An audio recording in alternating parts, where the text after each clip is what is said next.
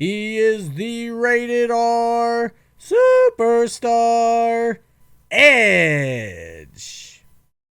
Yeah, that was terrible.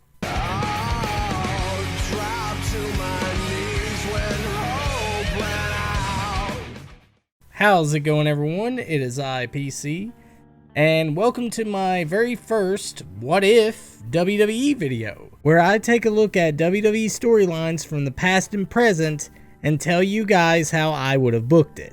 So today's What If scenario is going to be about the rated R superstar Edge and his retirement in 2011. So if you guys don't recall, Edge was the World Heavyweight Champion going into WrestleMania against Alberto Del Rio, who had won the Royal Rumble that year. Edge would go into WrestleMania having a stellar match with Alberto Del Rio and retain the World Heavyweight Championship. Now, the original plan was for Edge to drop the World Heavyweight Championship to Alberto Del Rio at the next pay-per-view, yet unfortunately those plans had been scrapped due to the fact that Edge was forced to retire after being diagnosed with cervical spinal stenosis. It was on the April the 15th episode of SmackDown that Edge would officially retire and vacate the World Heavyweight Championship.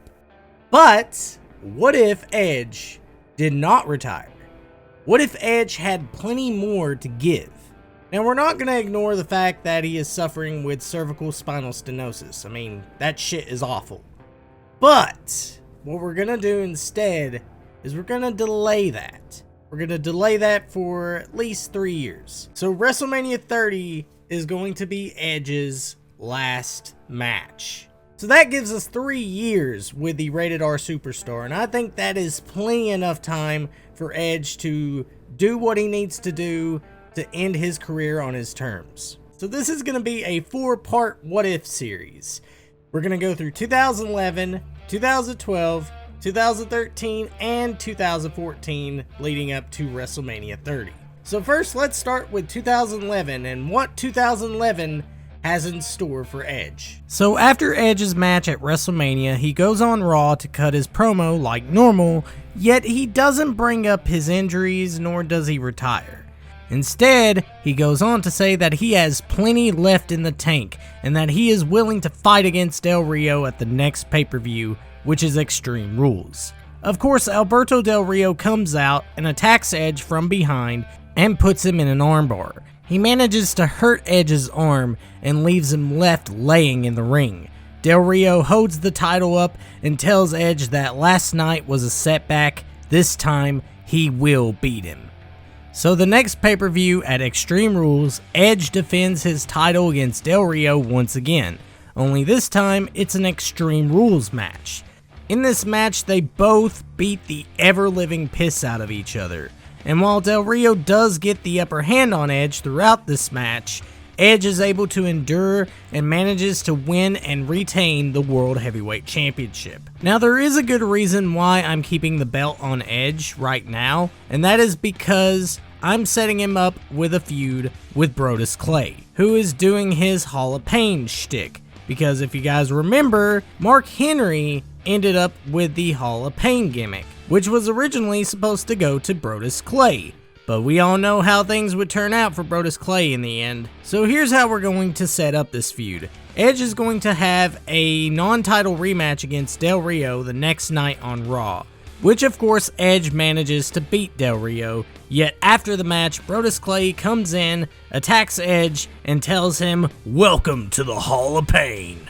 Now, I should point out that Brodus Clay has won most of his matches ever since he broke away from Alberto Del Rio, so it makes sense for Brodus Clay to be Edge's next opponent for the World Heavyweight title at Over the Limit. And it's at Over the Limit that Edge would drop the belt to Brodus Clay. Now, I know that seems a bit crazy to put the belt on Brodus this early, but this is a completely different Brodus. This man is completely unhinged, and he will do anything to hurt and destroy his opponents. And that's what he does to Edge. He lays into Edge and breaks Edge's arm. So this will put Edge on the shelf till Summerslam. And to be honest, SmackDown didn't really have that many worthy heels that Edge could face around this time. And plus, if Edge was going to drop the belt, it should be against a young and upcoming talent. So that's why I decided to go with Brodus Clay. Because Brodus Clay needs something to do. He is a massive man, and I would rather have him be taken seriously as a vicious and dominant heel, because that's what he needs to be. So Edge is going to miss out capital punishment as well as Money in the Bank. And we're going to keep the original results of Money in the Bank. We're going to have Daniel Bryan win the SmackDown Money in the Bank, and Alberto Del Rio win the Raw Money in the Bank. So during the meantime, Brodus Clay continues being a dominant champion, beating every single opponent that's put in front of him. But then we get close to SummerSlam. Edge returns and says he wants his championship rematch at SummerSlam. So Brodus Clay accepts, yet he makes this feud personal by attacking Christian, Edge's best friend. He destroys Christian and breaks his leg. He tells him to not worry, that Edge will be laying right next to you soon enough. So it's SummerSlam, Edge versus Brodus Clay for the World Heavyweight Championship. While Brodus Clay does show his dominance in this match, Edge does start to get the upper hand on Brodus Clay, and that's when Brodus starts to feel a little bit anxious because maybe he underestimated Edge. So he decides to disqualify himself, which means that Edge does not win the World Heavyweight Championship. Which I know sounds a bit silly to not let Edge get his moment after he just came back from injury, but trust me when I say, Edge will get his moment, just not right now. Because right now, this is personal. Edge wants to destroy Brodus Clay because Brodus Clay attacked his friend. He doesn't care about the World Heavyweight Championship, he cares about revenge. And it's in the following SmackDowns leading up to our next pay-per-view, which is Night of Champions, that Edge completely dismantles Brodus Clay. He attacks him after every single match because he wants to get his hands on Brodus. So this leads us to our next match at Night of Champions, Edge versus Brodus Clay for the World Heavyweight Championship in a last man standing match. And Edge finally wins the World Heavyweight Championship. Then Christian comes out, he hugs Edge, they're celebrating, but then you hear Daniel Bryan's music playing. He storms the ring with the Money in the Bank. He gives it to the ref, and before the ref rings the bell, Christian clocks Edge in the back of the head with his crutches. Edge is laid out. Daniel Bryan is surprised, but he goes immediately for the pin. 1, 2, 3. Daniel Bryan wins the World Heavyweight Championship. So now Edge is in a feud with Christian, his best friend. Even though Christian isn't medically cleared to compete yet, he still appears on SmackDown the following night and explains his actions. All these years, you were the one that was given opportunity after opportunity, and I was left in the dust. That's why I left the WWE. That's why I had to go somewhere else to get those opportunities. And I thought that things would get better for me this time around. But no, I was stuck in ECW, winning a title that meant nothing to me. So I did what I had to do to cost you your opportunity, just like you cost mine. But then Edge cuts a scathing promo on Christian. So you honestly think that I was given these opportunities?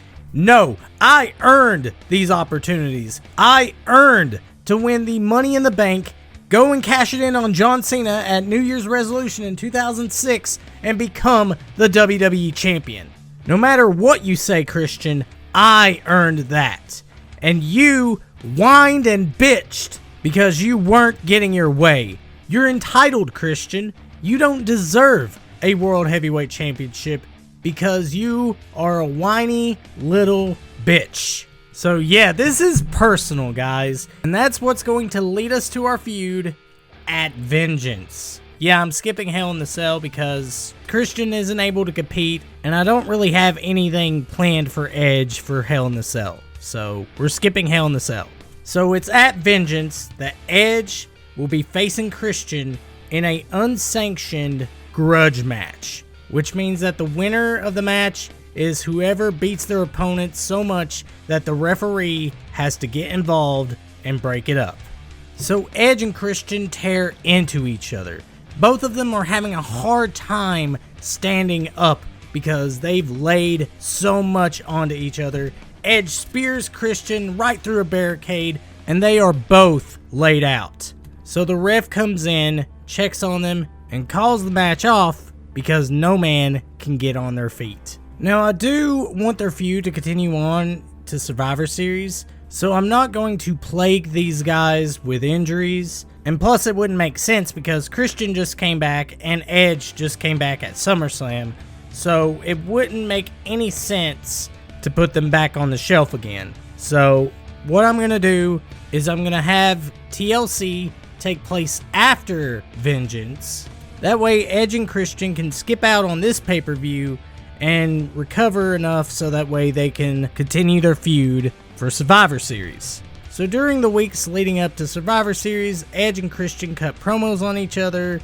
Edge manages to get a World Heavyweight Championship opportunity on SmackDown the week before Survivor Series against Daniel Bryan, because Edge still has his rematch clause, and thus that's how all this is set up.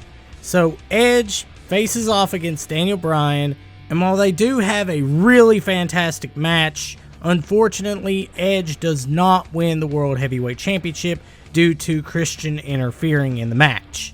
This leads us to our match at Survivor Series, Edge versus Christian, which turns out to be a spectacle match. Edge tries to go for a spear, but Christian immediately counters it to the unprettier, where he pins Edge and wins the match. So Christian proves that he was in fact the better man, and he will continue to be a heel throughout the rest of 2011, while Edge is going to take some time off to get some rehabilitation on his neck, because this is where Edge's injuries start to plague him, and he needs more time to recover.